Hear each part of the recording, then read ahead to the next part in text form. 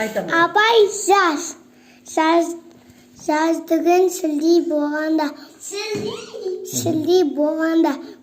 күлкілеп көгалай салдым бәйшешек ұзалып өсіп толғанда күлкілеп жатқан өзенге көсіп алып қонғанда шұлқылап жатқан жылқының шалғыннан жол қылқылдап ат айғайлап билі шығыңқылдап